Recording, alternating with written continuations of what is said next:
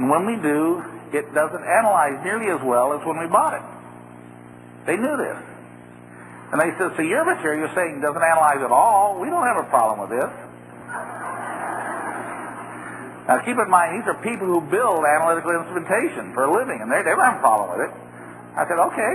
So anyway, by the time we got our partners involved and got the stuff produced and got it back to them, they had sold their fuel cell division to United Technologies. And United Technologies had had the people come work for them for a few months. And then the people actually quit United Technologies and went and started their own study group called Giner Incorporated in Waltham, Massachusetts. And so Tony LeConte went with them to the head of their fuel cell division at Giner Incorporated. And so by the time I get back with my material, they're at Giner Incorporated. So I said, well, great. Now you can sign a confidentiality agreement where you won't talk to anyone about this, and we'll work with you. So we paid them to do the fuel cell studies. As received, the rhodium we sent them, the alleged rhodium is what they referred to it, or the rhodium substitute, didn't have any rhodium in it. They sent it for analysis, no rhodium in there. Then they mounted it on carbon, and when they do that, it goes black. And they put it into fuel cells, and they tested the fuel cells for about 3 weeks. And then after they did the 3 weeks of testing, they tore down their fuel cell and sent the electrode back for analysis. And now it analyzes to have 6 to 8% rhodium on it. The rhodium had mysteriously appeared from no place. Well, needless to say, they were very impressed, because rhodium sells for a lot more than platinum. Rhodium is quite valuable. It's a lot more valuable than gold. And here we were getting it from no place. It was mysteriously appearing. So they said, Dave, it's our opinion that nobody understands this. Big revelation here, you know. And I says, yeah. And they said, well, Dave, if you're the first one to discover it, if you're the first one to explain how to make it, then you can get a patent on this. And I said, no, I'm not interested in patenting this. I'm not interested in that. And they said, well, come talk to our patent attorney in Washington, D.C. So I went down to Washington, D.C., and I figured, well, I'll just give him an hour or two to talk to me. And one of the things this patent attorney told me, he said, Dave, if you don't tell anybody about this in a patent, if you elect to keep it proprietary and secret, then if somebody else discovers it and they file for a patent on it, they actually can stop you from working with it. Now that didn't sound right. But he said, that's the law. So I said, well, gee, maybe I do want to patent it after all. So in 1987, we filed U.S. and worldwide patents on orbitally rearranged monatomic elements, or what we call ORMES for short. That was a name that we just were flying on an airplane trying to come up with a name, and I said, this guy was with me, he said, how about this? And I said, no. And he said, how about this? And he said, ORMES. And I said, yeah, that sounds good. Orbitally rearranged monatomic elements, ORMES. So we had ORM gold, ORM platinum, ORM palladium, ORM silver, ORM rhodium, ORM iridium, ORM ruthenium, ORM osmium. Anyway, we filed those patents in 1987, and the patent office really objected to this. They said, Dave, in your patent, you're not being specific enough about the weight of this material. And I said, well, the weight isn't constant. If you produce this stuff as the pure gray white powder and you take it out of the tube furnace where it hits the air, it says wait for 2.5 minutes, then weigh it, and you wait 2.5 minutes and it's still gaining weight. You wait for 5 minutes, it's still gaining weight. The scales are continuing to increase. And you wait for 15 minutes, it's still gaining weight. And I said, where do you report the weight? What's the real weight of this stuff? And at what point you say, okay, this is it. This is the weight. They said, well, we've got to have some precise numbers. You can't have estimates. You can't have approximates. And I said, well, it depends on how long you wait. And they said, well, get something where you don't ever have a variable. And so I said, well, that means we've got to be able to heat it and hydrogen reduce it and then weigh it and never have it get out in the air. And so I asked the PhD chemist, I said, is there any machine that would allow us to do this? And he says, well, yeah, the most specific one you can get is called thermogravimetric analysis. And I said, fine, get one of those machines. He says, well, about $380,000. And I said, on second thought, don't get one of the machines.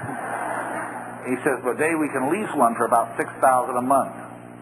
I said, well, good. In 2 or 3 months, we could get all the studies done, and we'll send it back. And he said, okay, we'll bring one in. So this is a machine that's all atmosphere controlled. It's computer operated. It's all atmosphere controlled. It has a microbalance where you actually can put the sample in on the balance, and it weighs the sample while you oxidize it and hydrogen reduce it and anneal it, all while you're weighing it. It never comes out of the atmosphere, the controlled atmosphere. It actually is weighing it in the heating apparatus. I said, well, that's everything we need, right? So we bring this machine into town, we set it up, we start running this machine. So we oxidize it, and it goes to 130%. We hydrogen reduce it, it goes to 103%. Now, everything's so far so good. And then we anneal away the hydrogen, and it goes to 56%. I said, wait a minute.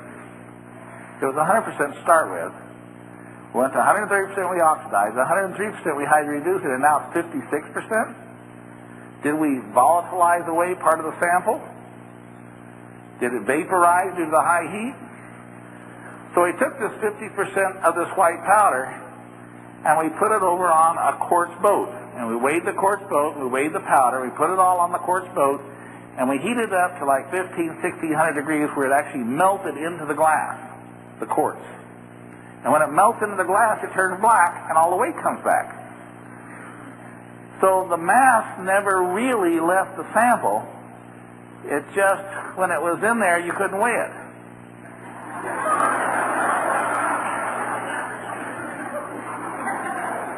This doesn't make any sense. I mean, this is not possible, right? So I said, well, let's do this again. Now let's oxidize it, let's hydrogen reduce it, and let's anneal it again, and let's turn it white.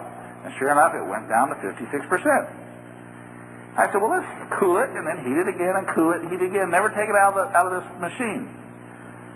And so when we start weighing it as we're cooling it, the weight goes to 350, 400%, down to 56%, 200% down to 50%. It's jumping all over the place.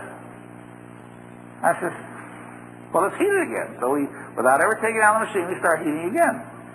And it starts going less, and it goes like 20% of the weight. And then it'll collapse back to 56%. So then we cool it down again. This time it goes 350, 400, 500%, and then collapse down to 56%, go up to huge amounts and collapse down. And this is like over an hour and a half to 2 hours time. It's floating.